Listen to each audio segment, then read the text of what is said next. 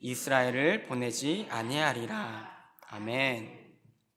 사실 신앙생활을 하면서 제가 여러분들 앞에서 신앙생활을 논하기에는 좀 연소하지만, 이 신앙생활을 하면서 이 말씀의 중요성, 그리고 말씀의 그 권위성에 대해서는 아무도 함부로 평가할 사람이 없을 것입니다. 근데 우리가 이 신앙생활을 오래 하다 보면요, 우리 안에 어떤 이 습관이 생기거든요. 그게 어떤 습관이냐면 자기의 신앙생활의 자존심인 거예요. 그러니까 누군가가 내가 성경에 대해서 아는 것, 그리고 내 신앙생활에 대해서 누군가가 평가를 하거나 한마디를 하면 그게 마음에 이 올무가 되어서 저 사람이 뭔데 나를 평가할까? 혹은 저 사람이 뭔데 나에 대해서 이렇게 얘기를 할까? 근데 그게 사실 사적인 자리에서는 이 시험이 되고요, 올무가 될 수 있습니다. 근데 이 하나님의 말씀이 그 연약한 부분을 건드릴 때는요, 사실 우리가 할 수 있는 반응은 딱 한 가지밖에 남지 않습니다. 바로 항복입니다. 항복. 우리가 주님의 말씀이 선언되고 선포될 때에 그 말씀에는 사실 어떤 반응을 할 게 없습니다. 대항하면은 망하는 길이고요, 대항하지 않고 항복하자니 내 안에 뭐가 거슬려요? 자존심이 거슬리는 거예요. 내가 신앙생활을 얼마나 많이 했는데, 내가 기도를 얼마나 많이 했는데, 내가 지금 어떤 자리에, 교회에서 어떤 위치에 있는데 어떻게 말씀으로 그렇게 얘기하실 수 있을까? 제가 한번 금요 예배에 설교를 하면서요, 이 말씀이 강한 날에는 이 시험이 들 때가 있거든요. 근데 그걸 항상 구분하셔야 돼요. 저 전도사님이 내 얘기하네, 내 얘기를 어떻게 하시고 하시네, 마음이 불편하다. 그걸 사람의 얘기로 들으시면 안 되고요, 하나님이 지금 이 부분 깨지시길 원하시는구나. 그게 사실 신앙의 성장이거든요.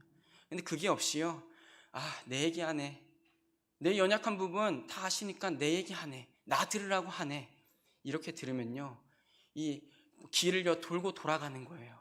근데 그 길이요, 평탄한 길이 아니고요, 매를 맞고 맞으면서 가는 길이거든요. 그리고 그 날에 가서 깨닫게 되는 거죠.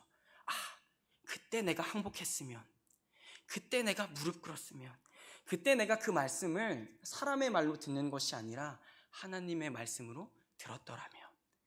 오늘 설교 제목이 이 버려진 자의 완악함이라는 설교 제목으로 말씀을 준비했습니다. 우리가 다 아는 내용입니다. 이 바로의 완악함.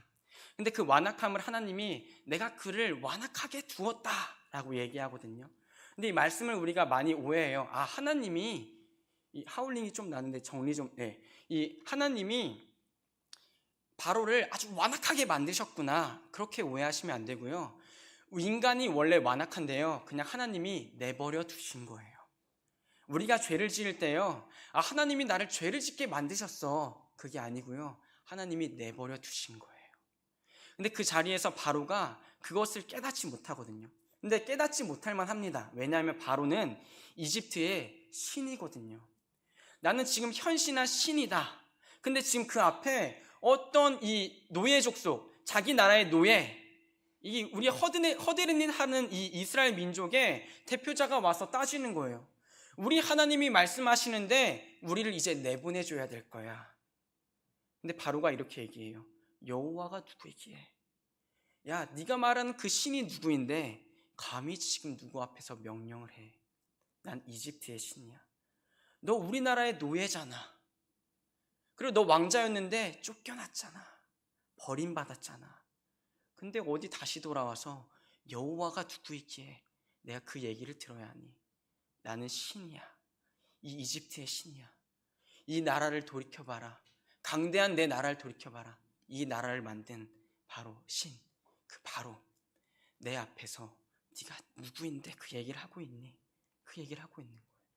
근데 이 시간이, 우리가 다 알고 있지만 이 10가지 기적, 그리고 10가지 재앙을 하나님이 준비하시거든요. 바로가 깨지지 않을 것을 알고요, 하나님이 예비해 두세요. 이 몇 구절 찾아보려고 합니다. 출애굽기 7장 3절에서 5절입니다. 글씨가 너무 작죠? 제가 대표로 읽겠습니다. 내가 바로의 마음을 완악하게 하고 내 표징과 내 이적을 애굽 땅에서 많이 행할 것이나 바로가 너희의 말을 듣지 아니할 터인즉 내가 내 손을 애굽에 뻗쳐 여러 큰 심판을 내리고 내 군대 내 백성 이스라엘 자손을 그 땅에서 인도하여 낼지라.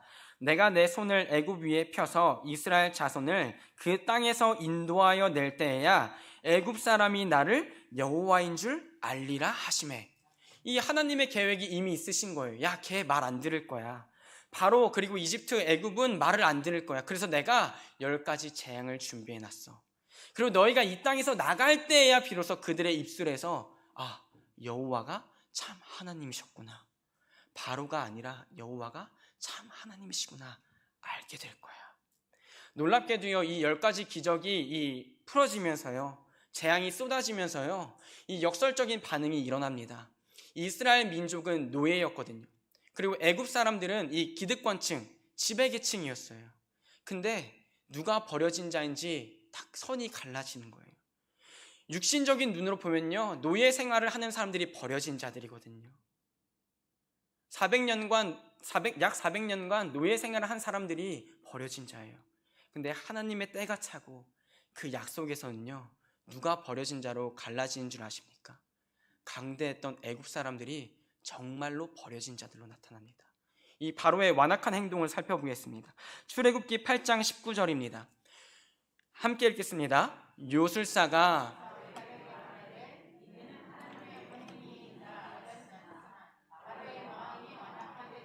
그들의 말을 듣지 아니하였으니 여호와의 말씀과 같더라. 아멘. 이 모세가 지팡이로 뱀을 만들고 또 요술사도 그것을 따라합니다. 그리고 요술사들이 막 몇 가지를 똑같이 따라해요. 근데 이 티끌을 이로 만드는 재앙이 쏟아졌을 때 요술사들의 고백이에요. 이 바로의 측근들의 고백입니다. 요술사가 바로에게 말하되 이는 하나님의 권능이니이다. 자신들이 할 수 없는 재앙이 쏟아지는 거예요. 이전에는 따라할 법했거든요. 이전에는 흉내낼 법했거든요. 근데 이거는 본인들이 감당할 수 없는 거예요. 바로에게 어떻게 고백합니까? 이는 하나님의 권능입니다. 또 한 구절이 있습니다. 출애굽기 10장 7절입니다. 바로의 신하, 함께 읽겠습니다. 바로의 신하들이 그에게 말하되 어느 때까지 이 사람이 우리의 함정이 되리이까? 그 사람들을 보내어 그들의 하나님 여호와를 섬기게 하소서. 왕은 아직도 애굽이 망한 줄을 알지 못하시나이까 하고. 아멘. 이 재앙은요, 메뚜기 재앙 후에 이 신하들의 고백이에요. 바로를 신으로 섬기던 그 아래 신하들이 이제 바로에게 와서 따지는 거예요. 애굽의 신에게 와서 따지는 거예요. 왕이시여, 우리 애굽 망한 줄 모르십니까? 우리 다 망했습니다. 무엇 때문에요? 바로의 완악함 때문이에요. 당신이 진작에 이 이스라엘 백성을 내보내 주셨더라면 우리 이렇게까지 망하지 않았을 텐데 우리 다 망했습니다. 왜요? 하나님의 말씀이 모세로 말미암아 아론으로 말미암아 야, 내 백성 보내지 않으면 너희 망할 거야, 이미 진작에 떨어졌거든요. 근데 완악한 바로가 듣지 않은 거예요. 어딜 감히, 내가 이 나라의 신인데 여호와가 도대체 어떤 신이냐? 아, 너희의 신이야? 우습구나. 노예들의 신이냐? 우습구나. 나는 이 나라의 신이야. 그 고집이 하나님의 말씀을 듣는 그 길에서 이탈하게 했거든요. 니들은 노예로 버림받았어. 네 신은 어디 있기에 너희를 노예 생활하게 만들었니? 너희가 아직 배부르구나. 근데 실제로 버림받은 사람은 이스라엘 족속이 아니라 약속이 없던 애굽 사람들이었던 것이죠. 마지막 10번째 재앙을 통하여서 바로는 못 이겨서 보냅니다. 자신의 아들이 죽었거든요. 그 아들도요, 신이에요. 이 애굽 땅에서는 신입니다. 다음 이어갈 신이 죽어버린 거예요. 애굽 나라의 모든 장자들이 죽었습니다. 이스라엘 백성의 장자들 빼고요.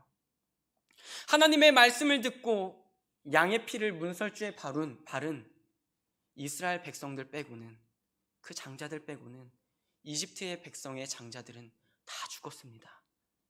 아주 아랫사람들부터 왕의 아들까지, 아니 이집트의 신의 아들까지 다 죽었습니다. 그러고 나서 이 바로왕이 짜증과 울분 섞인 말로 이제 나가, 니네 보기 싫다, 나가라. 근데 그 후에도 어떤 일을 한 줄 아세요? 마병과 병거를 모아서요, 도저히 안 되겠다, 쟤네를 죽이러 가자, 쫓아가자. 근데 그때요, 이 이스라엘 백성들이 야, 우리를 죽일 곳이 없어서 이 바다에 수장시키려고 하니? 모세와 아론에게 따집니다. 근데 그때 하나님이 14장에 어떤 말씀을 하시냐면요, 야, 아니야. 마병과 병거는 내 영광을 위해서 지금 불러일으키고 있는 거야. 그것을 3번이나 반복해서 말씀하십니다. 아니야. 내 영광을 위해서 지금 바로가 따라오고 있는 거야. 정말 무서운 말씀입니다. 우리가 하나님의 영광을 위해서 산다고 교회가 고백하거든요. 근데 하나님은요, 하나님을 믿는 자들을 통하여서도 영광을 받으시지만 하나님을 믿지 않는 존재들을 통하여서도 영광을 받으세요.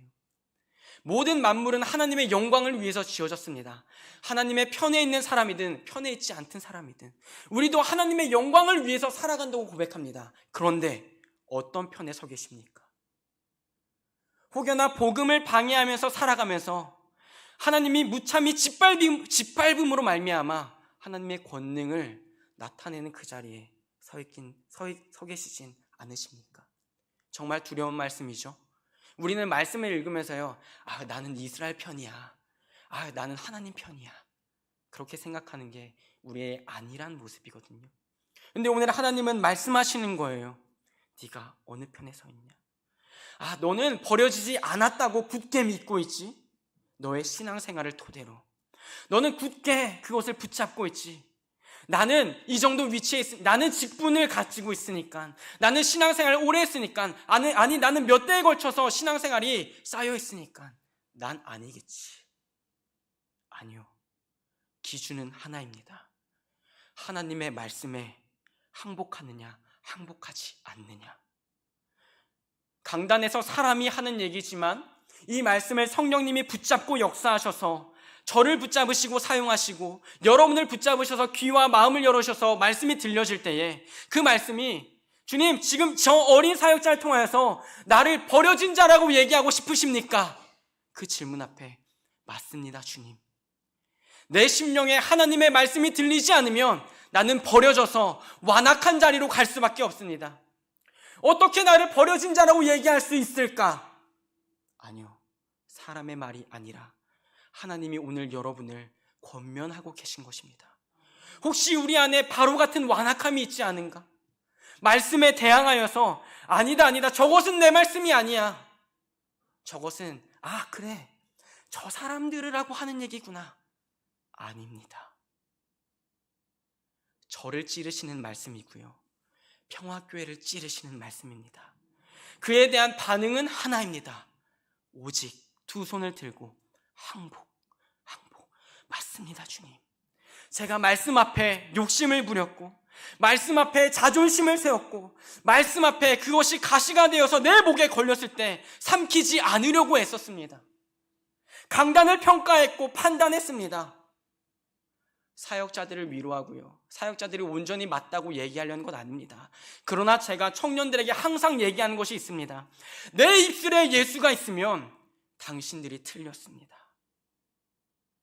내 입술에 예수가 있으면 당신들은 무조건 항복해야 됩니다. 제게 권위가 있어서가 아닙니다. 제가 사역자여서가 아닙니다. 예수가 여러분의 영혼을 살리려고 쏟아질 때에 여러분이 항복하지 않으셔도 됩니다. 그러나 제 책임은 아닙니다. 분명하거든요. 예수님 시대에도 이런 일이 있었습니다.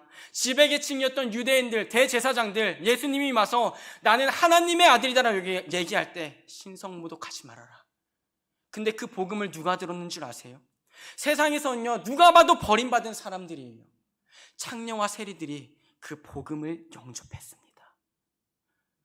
복음을 잘 알고 나는 택함받은 아브라함 족속의 후손이라고 고백했던 그 자들이 정작 약속의 결정체였고 복음 그 자체이신 예수님이 오셨을 때 네가 누구인데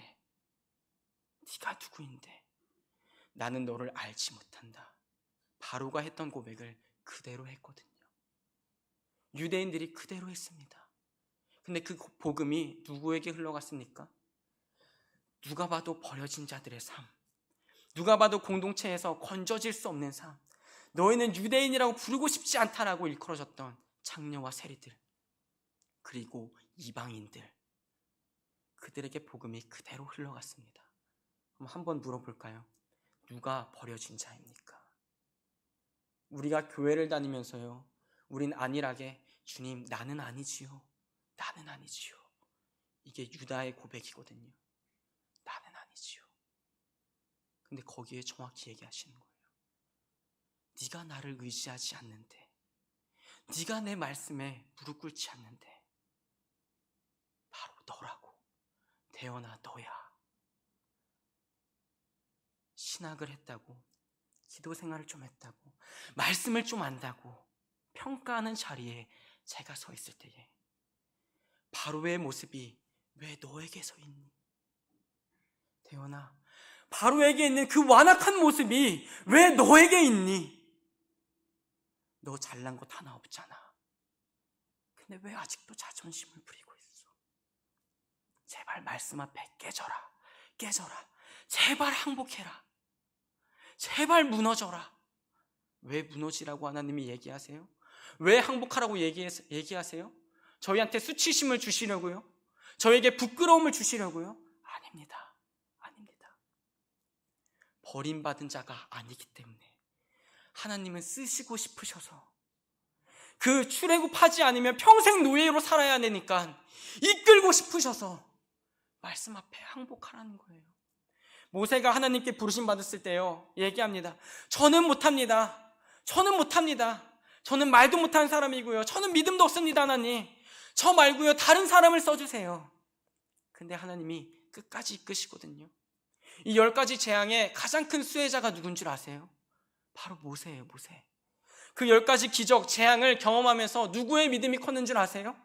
모세의 믿음이 컸습니다. 바로 앞에 나아갈 때마다 확신이 생겼거든요. 첫 번째 재앙이 이루어졌네. 두 번째 재앙이 이루어졌네. 세 번째 재앙이 이루어졌네. 애굽이 망해가고 있네. 아, 하나님 살아계시구나. 처음에 하나님 믿지 않았습니다. 주님, 제가 어떻게 합니까? 당신을 누구라고 내가 소개해야 됩니까? 근데 기적이 이루어질수록, 재앙이 이루어질수록, 아, 하나님이 나 버리지 않으셨구나. 장인의 양을 칠 때도, 애굽에서 쫓겨났을 때도 누가 봐도 버림받은 인생입니다. 그런데 그 기적, 재앙을 경험하면서 아, 하나님이 나 버리시지 않았구나. 근데 어떨 때 그 은혜가 베풀어졌습니까? 하나님의 뜻에 순복하고 무릎 꿇고 바로 앞에 나아가는 건요, 목숨을 내놓는 일이에요. 그 나라의 신 앞에 나아가서 어떤 걸 얘기하는 거예요? 너희 신은 거짓 신이야. 우리의 신이신 여호와께서 우리 내보내달래. 너는 거짓말이야. 너는 가짜야. 미친 짓이거든요. 근데 그 일을 할 때에, 하나님 말씀 앞에 항복하고 순복할 때에 그 모세 안에는 믿음이 더욱 자라났습니다. 오늘 하나님이요, 왜 우리에게 항복하라고 권유하고 싶으신지 아세요? 왜 오늘 우리에게 신앙생활을 우리가 얼마나 많이 했습니까?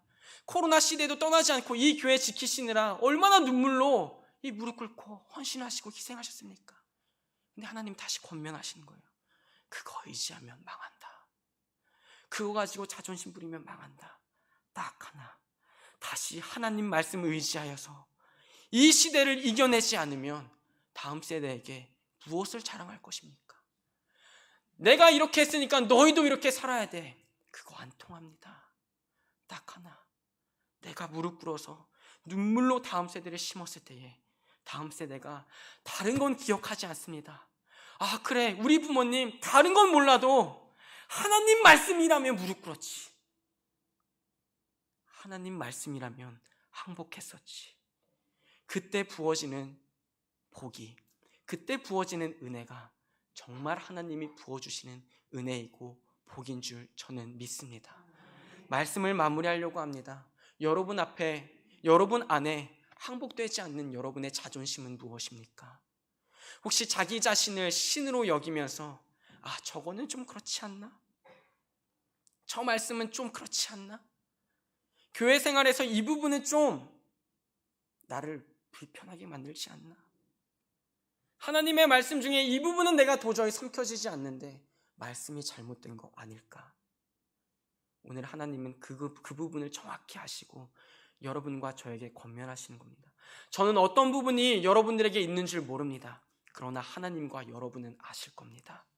하나님 분명히 얘기하시는 겁니다. 오늘 지금 항복해라. 그렇지 않으면 너는 영영이 버려진 자니까. 끝까지 고집부리다가 망할 거니까. 결국이 무엇입니까? 바다에 다 수장됐거든요. 근데 그 후에 어떤 일이 벌어지는 줄 아십니까? 15장에서요, 모세가 하나님을 높입니다. 바다 앞에 그 신이라고 여겨졌던 애굽의 백성들이 다 수장됐을 때, 그 건너편에서 하나님의 앞에 무릎 꿇고 항복했던 그 이스라엘 백성은요, 하나님께 영광을 올려드리거든요. 우리는 바다 아래 가라앉을 존재가 아니라 바다를, 메마른 그 홍해를 건너서 그 앞에서 하나님께 영광을 돌릴 존재입니다. 그것이 바로 찬송입니다. 오늘 이 시간 우리가 찬양했듯이 말씀이여 날 이기소서. 하나님 앞에서, 하나님의 말씀 앞에서 우리의 직분도, 우리의 신앙생활도, 우리의 연수도 중요하지 않습니다. 말씀이 날 이기고 있는가, 아니면 내가 말씀에 대항하여 싸우고 있는가. 첫 번째는 생명의 길이고 두 번째는 사망의 길입니다. 오늘 이 자리에서 찬양으로 고백하면서, 기도로 회개하면서 다시 하나님 앞에 무너졌을 때에 우리의 바벨탑이 무너지고 하나님의 생명의 탑이 건설되는 역사의 현장이